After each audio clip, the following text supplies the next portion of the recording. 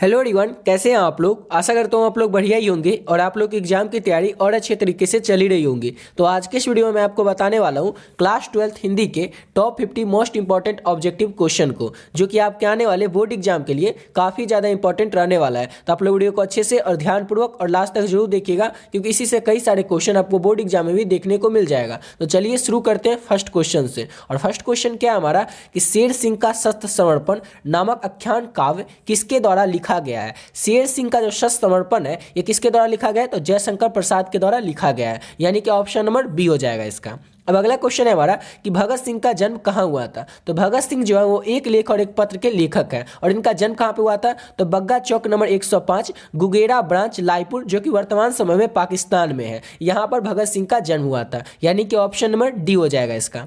अब अगला क्वेश्चन है हमारा कि भगत सिंह की पहली गिरफ्तारी कब हुई थी। तो अक्टूबर 1926 में भगत सिंह की पहली गिरफ्तारी हुई थी, यानी कि ऑप्शन नंबर डी हो जाएगा, अक्टूबर 1926 में। अब अगला क्वेश्चन है कि चंपारण में गांधी जी के चमत्कार की कथा किसने लिखी थी। तो ये लिखा था राजेंद्र प्रसाद ने, यानी कि ऑप्शन नंबर सी हो जाएगा। और गांधी जी चंपारण में गए कब थे, तो 1917 में गए थे। और चंपारण में गांधी जी के चमत्कार की कथा किसने लिखी थी, तो डॉक्टर राजेंद्र प्रसाद ने लिखी थी, ऑप्शन नंबर सी हो जाएगा। अब अगला क्वेश्चन है कि घास में दुबका आकाश, ये जो है किसकी रचना है, ये किसकी रचना है, तो ये अशोक वाजपेयी की रचना है, यानी कि ऑप्शन नंबर ए हो जाएगा। घास में दुबका आकाश अशोक वाजपेयी की रचना है। अब अगला क्वेश्चन है हमारा कि आपे से बाहर होना, इस मुहावरे का अर्थ क्या होता है, तो आपे से बाहर होना यानी कि बहुत क्रोधित हो जाना, ऑप्शन नंबर सी हो जाएगा। काठ मारना मुहावरे का अर्थ क्या होना, तो काठ मारना यानी कि स्तब्ध होना, ऑप्शन ए हो जाएगा। स्तब्ध रहना, काठ मारना मुहावरे का अर्थ होगा। अब अगला क्वेश्चन है हमारा कि अंधे की लकड़ी का एकमात्र सहारा, यानी कि अंधे की लकड़ी, इसका मुहावरे का अर्थ क्या होगा, एकमात्र सहारा, ऑप्शन नंबर ए हो जाएगा। अब अगला क्वेश्चन क्या है हमारा 9 नंबर क्वेश्चन है कि अपने पांव पर कुल्हाड़ी मारने का अर्थ क्या होता है, तो जानबूझकर अपना नुकसान करना, यानी कि अपने पांव पर खुद कुल्हाड़ी मार लेना, ऑप्शन नंबर बी हो जाएगा। अगला क्वेश्चन है हमारा कि घुटना टेकना का अर्थ क्या होता है, तो घुटना टेक लेना यानी कि किसी के सामने हार मान लेना, ऑप्शन नंबर सी हो जाएगा। नेक्स्ट क्वेश्चन है कि अकल पर पत्थर पड़ना, यानी कि बुद्धि भ्रष्ट हो जाना, किसी के अकल पर पत्थर पड़ जाता है तो उसे हम कहते हैं उसकी बुद्धि भ्रष्ट हो गई है, ऑप्शन नंबर डी हो जाएगा इसका। अब अगला क्वेश्चन है हमारा कि साकार का विलोम शब्द क्या होगा, तो साकार का विलोम हो जाएगा निराकार, ऑप्शन नंबर ए हो जाएगा। और ये सभी क्वेश्चन ऑलरेडी आपके बोर्ड एग्जाम में पूछे हुए हैं क्वेश्चन, तो आप लोग सभी क्वेश्चन को अच्छे से और ध्यानपूर्वक देखिएगा। अब अगला क्वेश्चन है हमारा कि कृष्ण का विलोम क्या है, जैसे कि ये क्वेश्चन 2019 में भी पूछा गया था और 2021 में भी पूछा गया था। तो कृष्ण का विलोम क्या होता है, तो शुक्ल होता है कृष्ण का विलोम, ऑप्शन नंबर सी हो जाएगा। अब अगला क्वेश्चन है हमारा कि संध्या का विलोम क्या हो जाएगा, यानी कि उल्टा, तो संध्या यानी कि प्रातः, ऑप्शन नंबर बी हो जाएगा। नेक्स्ट क्वेश्चन है कि शुक्ल का विलोम क्या हो जाएगा, तो शुक्ल का हो जाएगा अद्र, यानी कि ऑप्शन नंबर सी हो जाएगा इसका। अब अगला क्वेश्चन क्या है कि खाड़ा का विलोम क्या हो जाएगा, तो खाड़ा यानी कि खोटा, ऑप्शन नंबर ए हो जाएगा। अब अगला क्वेश्चन क्या है हमारा 17 नंबर क्वेश्चन है अल्पायु शब्द का विलोम क्या होगा, तो अल्पायु यानी कि दीर्घायु, ऑप्शन नंबर बी हो जाएगा। अब नेक्स्ट क्वेश्चन क्या है कि मुख्य का विलोम क्या हो जाएगा, तो मुख्य यानी कि गौण, ऑप्शन नंबर डी हो जाएगा, मुख्य का उल्टा गौण। अगला क्वेश्चन है स्वदेश का विलोम क्या हो जाएगा, तो स्वदेश का उल्टा प्रदेश, ऑप्शन नंबर डी हो जाएगा।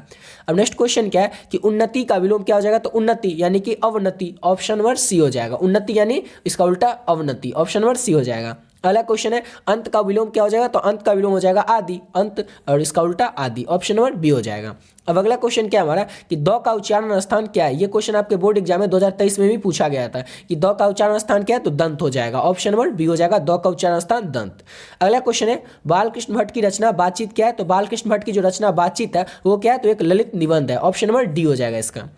अब अगला क्वेश्चन है हमारा कि चंद्र शर्मा गुलेरी का निधन कब हुआ था, तो चंद्र शर्मा गुलेरी जो थे इनका निधन हुआ था 12 सितंबर 1922 को, ऑप्शन नंबर बी हो जाएगा। उसने कहा था कहानी जो कि 1915 में लिखी गई थी, उसके लेखक है चंद्र शर्मा गुलेरी, जिनका कि निधन 12 सितंबर 1922 को हुआ था।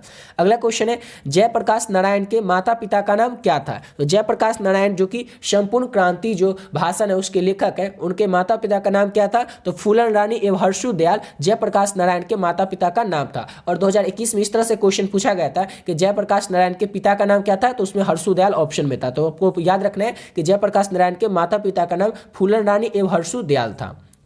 अब अगला क्वेश्चन है हमारा कि जयप्रकाश नारायण को लोग क्या कहते थे। तो जयप्रकाश नारायण को बचपन में लोग बाउल कहते थे और जैसे ही जयप्रकाश नारायण बड़े होने गए तो उनको जेपी और लोक नायक के नाम से वो फेमस हो गए थे। जेपी और लोक नायक के नाम से बचपन में उनको बाउल कहा जाता था और बड़े होने पर उनको जेपी और लोक नायक कहा जाता था, यानी कि ऑप्शन नंबर इसका ए हो जाएगा, जयप्रकाश नारायण को लोग लोक नायक कहते थे।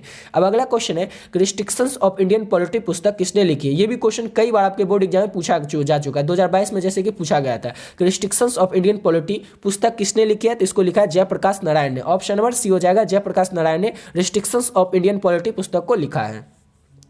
अगला क्वेश्चन है रामधारी सिंह दिनकर का जन्म कब हुआ था। तो रामधारी सिंह दिनकर का जन्म 23 सितंबर 1908 को हुआ था, यानी कि ऑप्शन नंबर बी हो जाएगा। और अर्धनारीश्वर पाठ जो कि एक निबंध है उसके लेखक कौन है, तो रामधारी सिंह दिनकर ही है और इनका जन्म 23 सितंबर 1908 को हुआ था।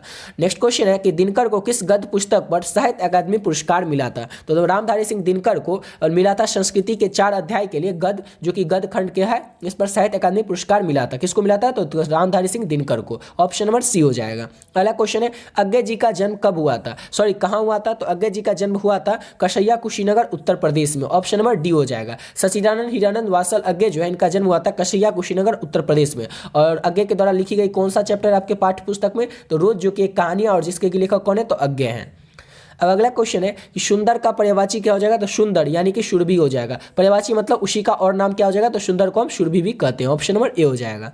अगला क्वेश्चन है कि पत्थर का पर्यायवाची क्या हो जाएगा। तो पत्थर को हम लोग पाषाण भी कहते हैं, जैसे पाषाण काल। ऑप्शन नंबर ए हो जाएगा, पत्थर का पर्यायवाची पाषाण हो जाएगा। अगला क्वेश्चन है कि राजा का पर्यायवाची क्या हो जाएगा। राजा का पर्यायवाची यानी कि राजा को हम क्या कहते हैं, तो नृप भी कहते हैं, भूप भी कहते हैं, नृपति भी कहते हैं, यानी कि ऑप्शन नंबर डी हो जाएगा। ये सभी हो जाएगा राजा का पर्यायवाची। अगला क्वेश्चन है अपमान का पर्यायवाची क्या हो जाएगा। अपमान का पर्यायवाची बताना है आपको। तो जैसे अपमान के लिए हम कहते हैं अपेक्षा, अनादर, अवज्ञा, यानी किसी का हम अपमान करें तो उसका अपेक्षा करें, अनादर करें, उसका अवज्ञा करें, यानी उपयुक्त सभी हो जाएगा। ऑप्शन नंबर डी हो जाएगा, अपमान का पर्यायवाची उपयुक्त सभी हो जाएगा। अगला क्वेश्चन है कि मित्र का पर्यायवाची क्या हो जाएगा। तो मित्र मतलब दोस्त, उसको हम मित्र भी कहते हैं, सहचर भी कहते हैं और साथी भी कहते हैं, ऑप्शन नंबर डी हो जाएगा, उपयुक्त सभी। मित्र का पर्यायवाची ये सभी हो जाएगा। अगला क्वेश्चन है हवा का पर्यायवाची क्या हो जाएगा। तो हवा को हम क्या कहते हैं, पवन भी कहते हैं, समीर भी कहते हैं और अनिल भी कहते हैं, यानी उपयुक्त सभी हो जाएगा हवा का पर्यायवाची। ऑप्शन नंबर डी हो जाएगा। अगला क्वेश्चन है किस पाठ की ये उक्ति है कि वर घर देखकर ही क्या करना, कुंती मानक आए तो कुछ भी हो, तुझे पता ही है आजकल लोगों के हाथ कितने बढ़े हुए हैं। ये जो है किस पाठ से लिया गया इस लाइन को, तो ये लिया गया सिपाही की मां एकांकी जो कि है, जिसके की लेखक मोहन राकेश है, उस चैप्टर से इस लाइन को लिया गया। याद रखिएगा सिपाही की मां जो कि एक एकांकी है, उसी पाठ से इस लाइन को लिया गया है। अगला क्वेश्चन है किस पाठ से उदित है, यह भी हमारी तरह गरीब आदमी है, यह भी हमारी तरह गरीब आदमी है। ये लाइन जो है किस पाठ से लिया गया, यह किस पाठ से उदित है, तो ये उदित है सिपाही की मां पाठ से, जिसके लेखक मोहन राकेश और जो कि एक एकांकी है। अब अगला क्वेश्चन है कि भगत सिंह ने कैसी मृत्यु को सुंदर मृत्यु कहा है। ये क्वेश्चन आपके सब्जेक्टिव क्वेश्चन में भी 2 नंबर में और पूछे जाते हैं और कई बार पूछे जा चुके हैं। तो याद रखिएगा कि भगत सिंह ने देश सेवा के बदले में दी गई फांसी को सुंदर मृत्यु कहा है, यानी कि ऑप्शन नंबर सी हो जाएगा। भगत सिंह ने कैसी मृत्यु को सुंदर कहा है, मृत्यु कहा है, तो देश सेवा के बदले दी गई फांसी को भगत सिंह ने सुंदर मृत्यु कहा, यानी कि ऑप्शन नंबर सी हो जाएगा। अब अगला क्वेश्चन है ये किसने लिखा है, ये कितने क्रूर समाज में हम रह रहे हैं जहाँ की श्रम का कोई मूल्य नहीं बल्कि निर्धनता को बरकरार रखने का ये षड्यंत्र है। ये सब ये जो है ये किस चैप्टर में लिखा गया है, तो ये लिखा है ओम प्रकाश वाल्मीकि ने और जूठन चैप्टर में से लिया गया इस लाइन को। याद रखिएगा जूठन जो कि एक आत्मकथा है जिसे कि लिखा है ओम प्रकाश वाल्मीकि ने और उसी चैप्टर से इस लाइन को लिया गया, जिसका मतलब होता है ओम प्रकाश वाल्मीकि करे कि कितने क्रूर समाज में रहे जहाँ के हमारे मेहनत का कोई मोल नहीं है बल्कि हमारे निर्धनता यानी कि हमारी गरीबी को बरकरार रखने का यह षड्यंत्र रचा जा रहा है। ये किसने लिखा है, तो ओम प्रकाश वाल्मीकि ने ये लाइन को लिखा है। अगला क्वेश्चन है कि हंसते हुए मेरा अकेलापन किस विधा यानी कि लेखन का प्रकार क्या है, यानी हंसते हुए मेरा अकेलापन जो है ये क्या है, तो एक डायरी साहित्य है, यानी कि ऑप्शन नंबर ए हो जाएगा। हंसते हुए मेरा अकेलापन क्या है, तो एक डायरी है।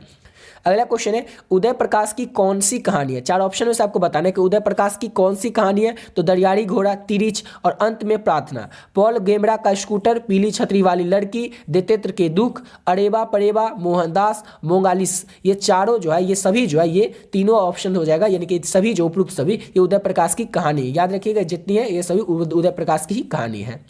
अब अगला क्वेश्चन है हमारा कि जे कृष्णमूर्ति का जन्म कब हुआ था। तो जे कृष्णमूर्ति का जन्म हुआ था 12 मई 1895 को। 12 मई 1895 को जे कृष्णमूर्ति का जन्म हुआ था। और शिक्षा पाठ के लेखक कौन है, तो शिक्षा के पाठ के लेखक जे कृष्णमूर्ति ही हैं, इसको भी याद रखिएगा। अगला क्वेश्चन है कि हमारे विद्यालय के प्रचार आ रहे हैं, इसमें कौन सा पदबंध है, तो इसमें जो है संज्ञा पदबंध है। ऑप्शन नंबर सी हो जाएगा, हमारे विद्यालय के प्रचार आ रहे हैं, ये कौन सा पदबंध है, तो संज्ञा पदबंध है। अब अगला क्वेश्चन क्या है हमारा कि जो स्त्री अभिनय करती हो उसके लिए एक शब्द क्या होगा, तो उसके लिए अभिनेत्री होगा, एक्ट्रेस होगा, ऑप्शन नंबर सी हो जाएगा। जो स्त्री अभिनय करती हो यानी कि एक्टर हो उसे क्या कहेंगे, एक्ट्रेस कहेंगे, ये जो स्त्री के लिए, और पुरुष के लिए क्या कहेंगे, एक्टर कहेंगे। इसमें एक स्त्री अभिनय करती हो तो उसके लिए अभिनेत्री हो जाएगा, ऑप्शन नंबर सी हो जाएगा। अगला क्वेश्चन है जो मापने में समर्थ हो उसे क्या कहेंगे, उसे मापदंड कहेंगे, ऑप्शन नंबर सी हो जाएगा। जो मापने में समर्थ हो यानी कि मापदंड। अगला क्वेश्चन है जो बहुत कम जानता हो, जो बहुत कम जानता होगा उसके हम क्या कहेंगे, तो उसे अल्पज्ञ कहेंगे, ऑप्शन नंबर ए हो जाएगा। अब अगला क्वेश्चन क्या हमारा, तो अगला क्वेश्चन है जिसके दो पद हैं उसके लिए एक शब्द क्या होगा, जिसके दो पद है यानी कि द्विपद हो जाएगा, ऑप्शन नंबर ए हो जाएगा। जिसके दो पद है यानी कि द्विपद। अगला क्वेश्चन है कि प्रतिदिन शब्द कौन सा समास है, प्रतिदिन ये शब्द जो है कौन सा समास है, तो ये हो जाएगा क्रमधारय समास, ऑप्शन नंबर सी हो जाएगा। और लास्ट क्वेश्चन है हमारा कि शुद्ध वाक्य है, चार ऑप्शन में से आपको बताना है कि शुद्ध वाक्य कौन सा है। तो वह बिल्कुल भी बात नहीं करना नहीं चाहती थी, ये शुद्ध वाक्य नहीं है। उसके स्त्री नहीं है, ये भी शुद्ध वाक्य नहीं है। उसके बेटे नहीं, ये भी शुद्ध वाक्य नहीं है। यह बात कहने में किसी को संकोच नहीं होगा, ये जो है ये बिल्कुल शुद्ध वाक्य है, यानी कि ऑप्शन नंबर डी हो जाएगा इसका। इसी के साथ वीडियो यहाँ पे कंप्लीट करते हैं। आशा करता हूँ आप लोग को वीडियो अच्छा लगा होगा। तो मिलते हैं नेक्स्ट वीडियो में नए वीडियो के साथ। और इसका पीडीएफ आप लोग जरूर ले लीजिएगा। नीचे डिस्क्रिप्शन बॉक्स में आप लोग को व्हाट्सएप ग्रुप का लिंक मिलेगा, तो आप लोग व्हाट्सएप ग्रुप में ज्वाइन हो जाएगा और वहीं से आप लोग इसका पीडीएफ भी ले लीजिएगा। ठीक है, तो मिलते हैं नेक्स्ट वीडियो में नए वीडियो के साथ।